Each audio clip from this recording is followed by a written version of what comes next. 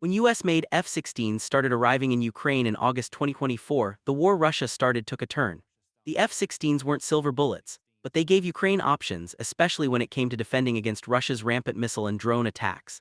In time, and as more F-16s arrived, Ukraine also began using its Western jets to conduct strikes against Russian positions. Russia knows that Western jets are capable of causing serious damage to its troops in Ukraine. And now, another one is set to arrive in Ukraine. Vladimir Putin can't believe what Sweden just gave Ukraine, as Gripen fighter jets are soon going to start terrorizing Russia's troops. On September 29, the Kyiv Post reported that Ukraine's Deputy Defense Minister, Lieutenant General Ivan Havrilyuk, had confirmed that the arrival of Swedish-made Gripen fighter jets in Ukraine was imminent. Havrilyuk didn't make any sort of grandiose statement about the arrival of these jets. Instead, he subtly revealed that a reporter from the BBC Ukrainian edition was on the right track with the questions that the reporter was asking about Ukraine's incoming fighter jets. Caginess was the order of Havrilyuk's day during that interview. The BBC reporter first asked him the key questions, which were when the new Western fighter jets would arrive in Ukraine and how many it would be getting. Havrilyuk provided a bit of a non-answer to this question, stating, "Come on, when you see them in the air over Ukraine, then you will understand." This was an interesting response that suggests Havrilyuk doesn't want to give too much away when it comes to what Ukraine has prepared for Russia. That makes sense. The more Russia knows, the less effective Ukraine's use of these fighter jets may be, especially if Russia has defenses it can mount against them. However, the BBC reporter kept subtly pushing after Havrilyuk confirmed that new jets are expected soon. By expected, the reporter asked, did Ukraine's deputy defense minister mean that Ukraine would be getting the F-16, the French-made Mirage, the Gripen, or in a perfect world all of them? Havrilyuk's response suggests that it's the latter, as all he told the reporter was, practically you named the nomenclature correctly, but I won't go into detail about when, what, which one. It's the part about naming the nomenclature correctly that the Kyiv Post says requires our attention. The outlet says that pretty much equates to Havrilyuk confirming that the reporter had named the correct list of incoming fighter jets in his question. And seeing that the Gripen was part of that list, that could only mean one thing: Sweden's fighter jet is finally heading to Ukraine. This has been a long time coming, though not for the reasons that you may think. Gripens haven't arrived in Ukraine before, not because Sweden didn't want to provide them, but due to Ukraine saying no when they were first offered. Sweden first suggested supplying some of its Gripens back in 2024, Aerospace Global News reports. After an assessment, Ukraine had to say no because it was in the midst of preparing for the arrival of F-16s. This wasn't a case of Ukraine not wanting the Gripens. Rather, Ukraine knew that it already had its hands full with the then-new F-16 program and the training its pilots needed to go through to be able to fly their new US-made jets properly. Adding another fighter jet to the mix would have created complications. It was better to complete the F-16 program first, and then focus on the Gripens later. Sweden's former Minister of Foreign Affairs, Tobias Billström, confirmed this was the case at the time. Ukraine came to the conclusion that having two fighter systems at the same time, both F-16 and Gripen, is too much, Billström said. He added that the decision made sense in light of the F-16 offers Ukraine had received. We must understand that Ukraine was given the opportunity to receive F-16 fighters, of which of course there are more in the NATO family. It was logical that Ukraine would want to focus on training its pilots to use a jet that offers a steadier supply of airframes than the Gripen. Sweden responded well. Rather than taking the rejection to heart, it said that it would find other ways to help Ukraine by providing other weapons and military aid. Over a year has passed since this rejection. Ukraine has been flying F-16s since August 2024, and it's fair to say that it has gotten used to its American airframe by now.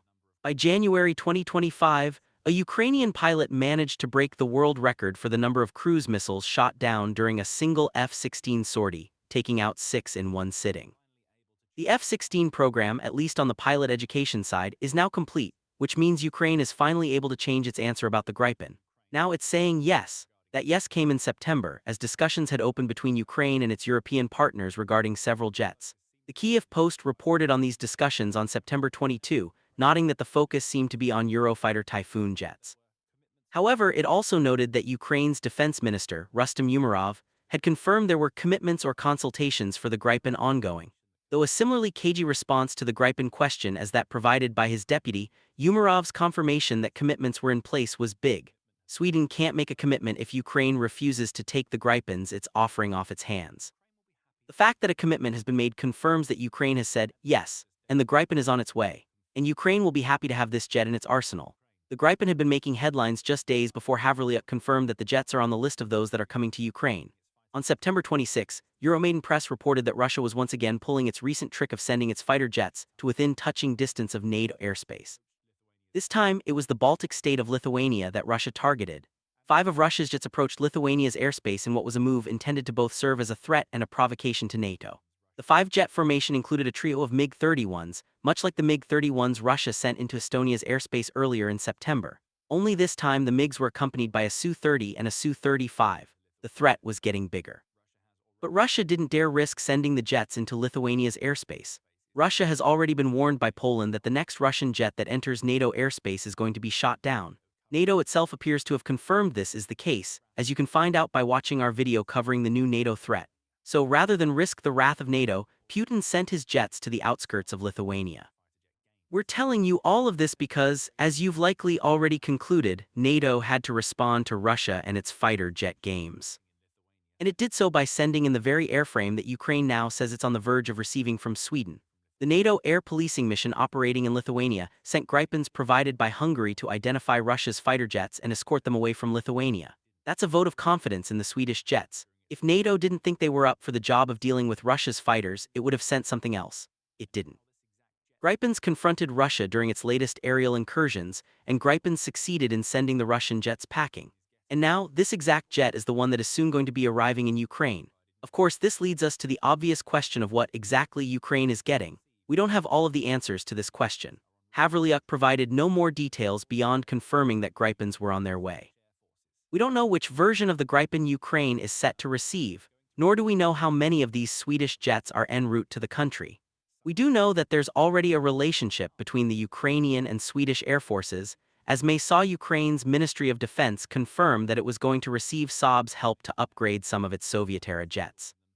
Saab is the maker of the Gripen, so there's a chance that these upgrades were accompanied by a fair amount of teaching about what the Gripen is capable of. Who knows? Ukraine's Soviet-era jets may even now have some Gripen components installed in them following Saab's upgrades.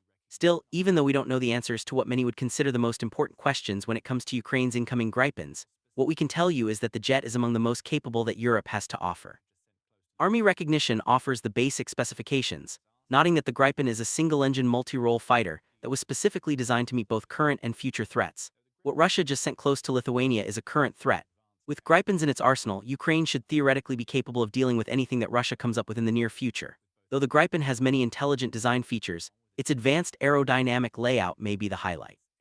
The aircraft uses a combined close-coupled canard, with both delta configuration and a triplex, along with a digital flight control system that gives the Gripen immense aerial agility. This is a jet designed to come out on top in dogfights as much as it's designed to deliver munitions to threats on the ground. Speaking of munitions, the Gripen is among the most versatile jets around. If you can name a NATO-compatible missile or bomb designed for fighter jets, the odds are high that the Gripen is compatible with it. That's huge for Ukraine, as it means that almost all of the munitions it is receiving from its European and American partners are usable, ensuring it can configure its incoming Gripens to whatever is needed for the operation at hand. Having said all of that, a standard Gripen loadout includes AIM-9, IRIS-T, AIM-120 and Skyflash missiles. It can also be equipped with Mark 82 bombs, BK-90 cluster bombs, GBU-12s, and an anti-ship missile called the RBS-15. The jet's loadout is completed by a 27mm Mauser high-energy gun that uses automated radar guidance to ensure a pilot can lock onto a target easily. This is not a jet with which Russia's pilots want to tangle. Beyond that, the Gripen can hit a top speed of 2,200 kilometers per hour. That's equivalent to 1,367 miles per hour, or about Mach 1.8. So not only is the Gripen agile, but it's very fast. The jet's range is 3,000 kilometers or 1,864 miles, and there are versions made that can be crewed by 1 or 2 people. Again, we don't know which of these versions Ukraine will be getting, so we won't speculate in that department. Saab, which is the manufacturer of the jet, also provides some interesting tidbits of information in their online product brochure for the Gripen E, which is one of the more modern versions of the jet. It dubs the Gripen E the game changer, noting that it has been designed to overcome any potential adversary. Saab says that newer versions of the Gripen have artificial intelligence, or AI, capabilities that have transformed the jet's cockpit. AI facilitates the creation of what Saab calls a wide area display that allows the pilot to see more information that can aid in their decision-making. Through this display, the pilot can also select, launch, and even guide the weapons they fire as they coordinate with other members of their air unit. The Gripen is also built to counter one of Russia's most potent weapons, electronic warfare or EW. Gripen does real-time signal analysis and countermeasures management, as well as extensive electronic intelligence (ELINT) signal collection to vanquish any rival, Saab proclaims. In practice, this means that the Gripen can overcome most Russian attempts to interfere with its systems. It also has U tools it can use for offense, which Saab says allows the Gripen to disrupt an enemy's capacity to perform. Refueling and rearming are also quick. The Gripen's design allows for both to be completed in less than 20 minutes. In a war where Russia is increasingly relying on missile and drone strikes, having an airframe that can head out, defend, reload, and then head out again is extremely valuable to Ukraine. But beyond all of this, the Gripen may end up being iconic for Ukraine for another reason. It's an example of what can be achieved when a country takes control of its own manufacturing.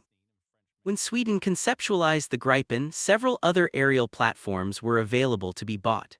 The F-16 and French-made Mirage were among them. However, Sweden didn't want to be beholden to any other country when it came to operating its own aircraft, so it decided to go it alone with the Gripen. After achieving backing via state funding in the 1980s, Saab built the aircraft and then refined what they had, creating a jet that can stand toe-to-toe with any fourth or fourth-plus generation fighter out there. Ukraine has experienced a similar journey in which it has increasingly gone its own way with weapons development, especially after a 2025 that has seen support from the US being inconsistent at best. The Gripen is a symbol of what a country can achieve when it goes its own way. Now it could be a major asset for Ukraine as it attempts to secure its sovereignty. And that brings us nicely to what Ukraine will actually be able to do with Gripen once it arrives. We already know what the jet is capable of from a technical perspective, but how will Ukraine actually use it in the fight against Russia? The wealth of information a Gripen provides to its pilot offers us the first answer to that question. Military analyst Wes O'Donnell highlights just how intelligent the latest versions of the Gripen are, suggesting that the jets may even be strong enough to be F-35 killers in a March 2025 article. Where the Gripen stands apart from most other jets is in the sheer amount of information it offers up. It's not about having the fastest jet or the one with the most missiles anymore, though the Gripen is no slouch in those departments. As O'Donnell puts it, the side that sees the battlefield first, shares data the fastest, and makes decisions in real time has the advantage. In a world where milliseconds can mean the difference between victory and getting blown out of the sky, seamless data sharing is king. And that's where the Gripen comes in. The combination of its detection capabilities, its integrated AI, and the information sharing we touched on earlier all mean that the Gripen is among the best fighter jets Ukraine stands to receive. When running defense, a Gripen is fast and agile enough to avoid drones and other projectiles en route to taking out missiles that represent major threats. It can also share what it sees with Ukraine's other defenses, making them more effective.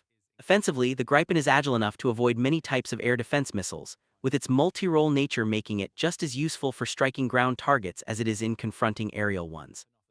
And if Ukraine ever decides to engage in dogfighting with Russia's jets, the Gripen will be a great choice for that particular task. Beyond this versatility, the Gripen offers something else that Ukraine really needs right now: it's cheap to use. More specifically, it costs about $4,000 per hour of flight, United 24 reports. That's around half of the amount that it costs to keep an F-16 in the air for an hour, and every little helps when it comes to Ukraine's finances right now. The Atlantic Council says that Ukraine and Russia are locked in a war of economic attrition as much as they are locked in an attritional battle on the ground. Including Western support, Ukraine's military expenditure amounts to about $100 billion a year, which is no less than 50% of Ukraine's GDP, with 30% coming from the Ukrainian budget in 2024, the Atlantic Council points out. Russia spent $170 billion during the same year, though that sum only equates to 8% of Russia's GDP. Responsible statecraft takes a doom and gloom view of Ukraine's economic situation, suggesting that the country is spending more than it can afford on its defense. Ukraine has been running an annual budget deficit of 22% above its GDP since Putin launched his invasion. In 2025 alone, Ukraine will have a budget shortfall of about $41.5 billion as it's forced to pump more cash into its defense. Tax increases and military aid haven't been able to solve these problems. The war could end tomorrow, the outlet claims, and Ukraine might still run out of money by the end of 2026. Financially, Ukraine is in no small amount of peril. We're not suggesting that the Gripen is going to solve these problems. Saving about $4,000 per hour of flight time compared to an F-16 isn't a massive saving, but it's something. If Ukraine is able to save money on a few hundred hours of flight time during the war, that $4,000 saved per hour could turn into a fairly respectable sum. Not enough to save Ukraine's economy by a long shot, but every little helps when it comes to these sorts of financial issues. Coming back to practicalities, The Gripen is also a useful addition to Ukraine's fighter jet stockpiles because it's capable of taking off and landing on unconventional surfaces, such as civilian highways. NATO even reported its pilots practicing these kinds of maneuvers in 2024, and Ukraine will want to learn as much as it can about this capability. Having a jet that is versatile enough to not need to rely on an airbase for takeoff or landing could prove important when protecting the Gripen against Russia's airstrikes. Finally, the Gripen gives Ukraine more options. Again, it's all about versatility, as we highlighted when discussing the many potential loadouts Ukraine can utilize for this Swedish jet. The Gripen provides Ukraine with options. And now that the jet has finally been combat tested after Thailand used it earlier in 2025 against Cambodia during a border clash, Ukraine can at least feel confident that they're getting a jet that could prove effective against Russia. The Gripen isn't a game changer, but its arrival may be enough to give Ukraine the ability to create better air defenses and cause more damage to Putin's troops in occupied Ukraine. Perhaps Ukraine might even consider using the Gripen in its defense of Pokrovsk, Pokrovsk. If Ukraine makes that choice, the Swedish jet will only add to the woes of Russia's beleaguered troops near that city. Russian soldiers are dropping like flies in Pokrovsk as they die in droves for almost non-existent territorial gains. Find out more in our video, and remember to subscribe to Clash of Nations for more updates on the latest aircraft entering Ukraine's arsenal.